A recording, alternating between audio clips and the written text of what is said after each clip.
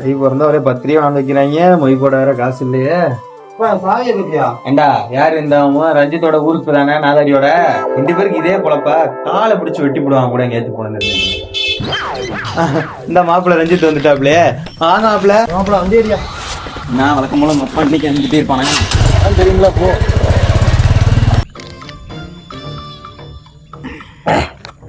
மாப்பிள்ள வீட்டில் ரொம்ப அசிங்கப்படுத்துறாங்கடா. சாவு ஏய் ஒரு பிஸ்னஸ் பண்ணுடா. 3 லட்சம் தான் கொடு மாப்பிள்ள.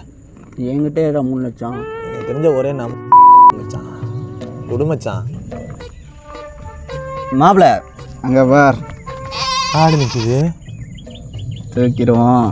திருட சொல்றியா? தூக்கதான் சொல்கிறான். நம்ம ஸ்வீட்டு கடைக்காரன் கணேசன் இருக்கான் பாரு. ஆமாம். அவன்கிட்ட தூக்கி கொடுத்துட்டு 7,000 வாங்கிட்டு வந்துக்கிட்டே இருக்கான்.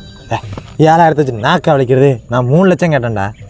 அட மடப்பையில் ஒரு ஆட்டுக்கு 7,000 30 ஆட்டுக்கு உனக்கு தான் தெரியாத. நீ தான் கணக்கில் பயிலாச்சு. உனக்கு எப்படி தெரியும்?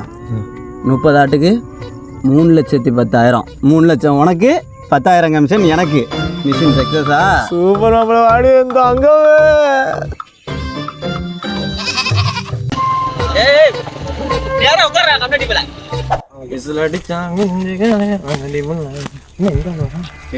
எங்க சுத்திட்டு இருக்க ஊதாடித்தனமா?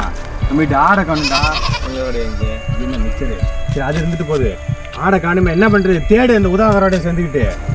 கட்டர் மைனார் கோயிலுக்கு நேர்ந்து விட்டு ஆடுது. எவன் எடுத்தாலும் கை விளங்காது ஏற்றிடும். சங்கில தெரிஞ்சு தேடும் நாயோட சேர்ந்து.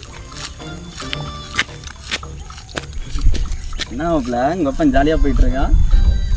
ஓ என்ன முட்டாயின்னு பார்க்குறியா? ஆடு விற்றோம்னா கிடைச்சிக்கிட்ட. அவன் காம்ப்ளிமெண்ட்டாக கொடுத்தான். க்ளோஸ். இன்னும் 29 ஆடு தூக்கணும். ரெடியாரு. நாளைக்கு 10:30 மணிக்கு வரேன். டாட்டா. அன்னைக்கு நைட்டு ஆடுக்கு பதிலாக ராஜவேல் கழுத்தை அறுத்தார் அவங்க அப்பா.